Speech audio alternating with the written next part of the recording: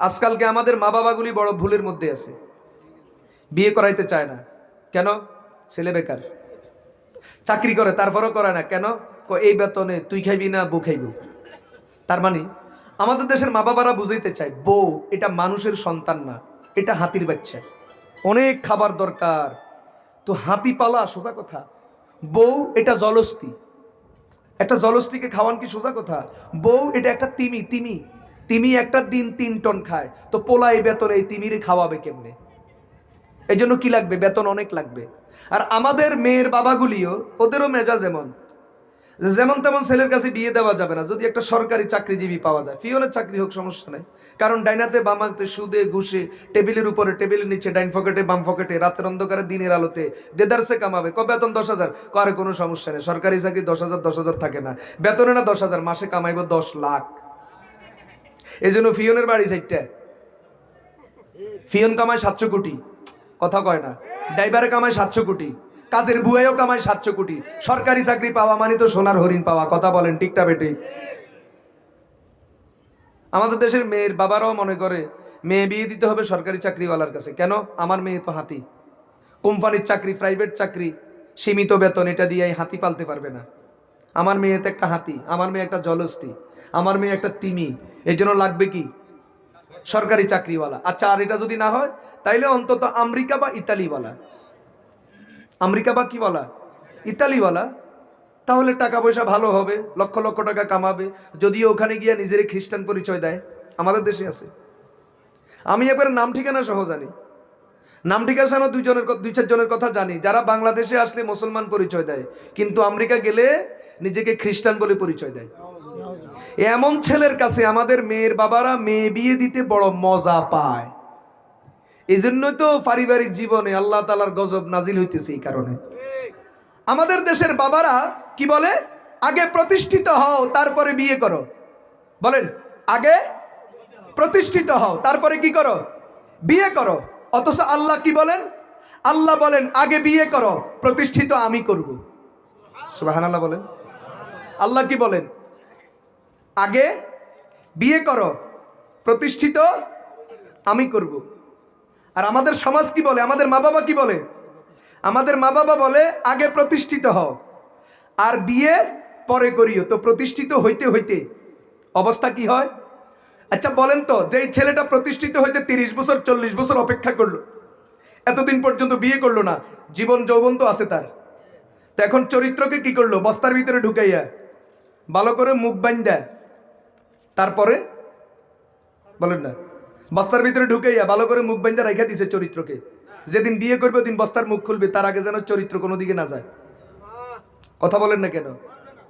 এই যে আপনি যে আইন লাগাইয়া দিলেন প্রতিষ্ঠিত হও অথবা চাকরি করো, বেতন কম, এই বেতনে হবে না, কারণ তুমি তো হাতি পালবা কয়দিন পরে, হাতি পালতে বেতনে হবে না। এই মাঝখান দিয়ে যে গুনাহগুলো করলো, এই গুনার দায়ভার শুধু কি ছেলের উপর নাকি মা বাবার উপরেও? আমি আয়াত খুলছি দেখানোর জন্য, না হয় বলবেন হুজুর মনে হয় নিজের থেকে পড়তেছে। 18 পারা সূরা নূর 32 নম্বর আয়াত। বলেন কত পারা? 18 পারা সূরা নূর 32 নম্বর আয়াত। আপনি বলেন আগে প্রতিষ্ঠিত হও তারপরে বিয়ে, আর আল্লাহ তাআলার এই আয়াত বলে বিয়ে করো, প্রতিষ্ঠিত আমি করব। বিয়ে করো, প্রতিষ্ঠিত আমি করব।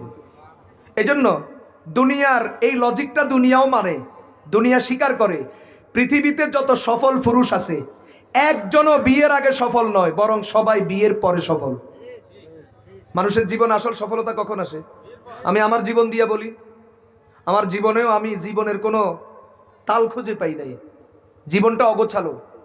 জীবন যতটুকু এখনো যে খুব গোছাইছে তা বলি না, তবে আল্লাহ তাআলা যতটুকু গোছানোর তৌফিক দিয়েছেন, জীবনটা এখন যতটুকু লাইনে আসছে এটা একমাত্র বিয়ের বরকতে, আমি স্বীকার করি। বিয়ের আগের মানুষের জীবন দড়ি ছিঁড়া, জীবন দড়ি ছিঁড়া, জীবনে কোনো লাগাম থাকে না।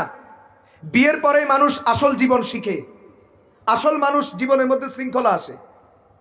কোরআন বলছে বিয়ে করো, আল্লাহ বলছেন বিয়ে করো, আমি তোমাকে প্রতিষ্ঠিত করে দেব।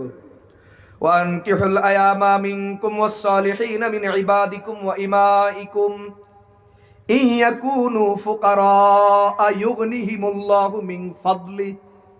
আল্লাহ তাআলা বলেন, তোমরা তোমাদের ছেলে মেয়েদের বিয়ের ব্যবস্থা করে দাও।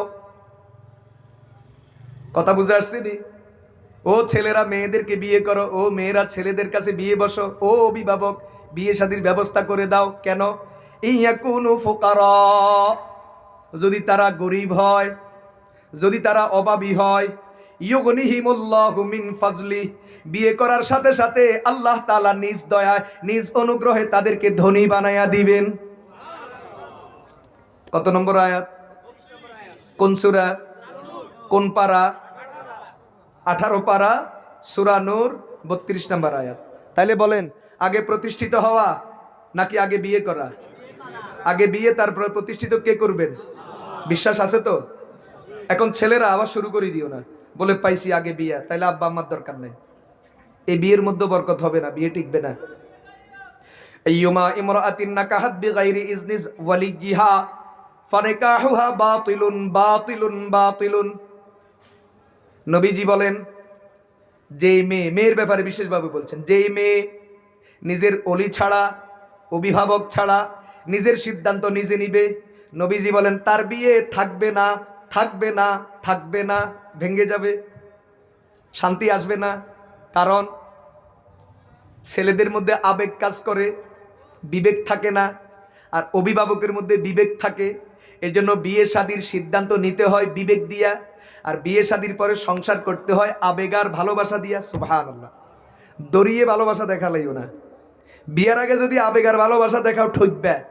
এখন তুমি তো যুবক, তোমার তো যৌবনের তাড়নায় তোমার কাছে এখন বিবেক কাজ করবে না, তুমি আবেগ দিয়া চালাইবা, ভুল করবা। এই জন্য বিবেক আছে কার? অভিভাবকের। তো ওনাদেরকে বলো সিদ্ধান্ত নিতে, ওনারা দেখে শুনে বুঝে শুনে সিদ্ধান্ত নিবে। সিদ্ধান্ত নেওয়ার পরে যখন তোমার বিয়েটা পড়ায় দিবে, এরপরে তুমি আবেগ দিয়া চলতে থাকো, ইনশাআল্লাহ শান্তি দিবেন কে? কথা বুঝতেছেন? তাহলে বিয়ে শাদীতে দুইটা জিনিস লাগে, আবেগ, বিবেক। বিবেক কার আছে? অভিভাবকের আছে, মা বাবার আছে, তোমার না। তুমি তো পাগলা গোড়া চালাই দিবা, তোমার তো এখন মাথা ঠিক নাই। তুমি ভুল করবা, উপরে নিচে করেই ফেলাইবে, আকাশ আর পাতাল ব্যবধান করেই ফেলাইবে, পরে সারা জীবন পস্তাইবা, সারা জীবন কানবা। এই জন্য বিবেকওয়ালার কাছে সিদ্ধান্ত দাও, ওনারা সিদ্ধান্ত নিবে, তুমি সিদ্ধান্ত মেনে নাও, এরপরে আবেগ আর ভালোবাসা চালায়া দাও। ইনশাআল্লাহ প্রতি সেকেন্ডে সেকেন্ডে আল্লাহ তাআলা ঘরের ভিতরে জান্নাতি স্বাদ দান করবেন। এই জন্য খবরদার, নিজের সিদ্ধান্ত নিজে নিবে না। আমাদের অভিভাবকরাও ভুল করে, ছেলে মেয়েদের ক্ষেত্রে দেরি করে, বিলম্ব করে, গুনাহ করে, জেনাবে বিচার করে, নাফরমানি করে, নিজের যৌবন নিজে নষ্ট করে। বাস এটার দায়ভার মা বাবার উপরও আসবে। আর ছেলে মেয়েরাও বড় বাড়াবাড়ি করে, আব্বা আমার মতামতের যাচাইয়ের দরকার নাই, আব্বা আমাকে জিজ্ঞাসা করার দরকার নাই, আব্বা আমাকে জানানোর দরকার নাই, নিজে নিজে একখান দিয়ে ঠিক করে বাস ফাইসা যায়।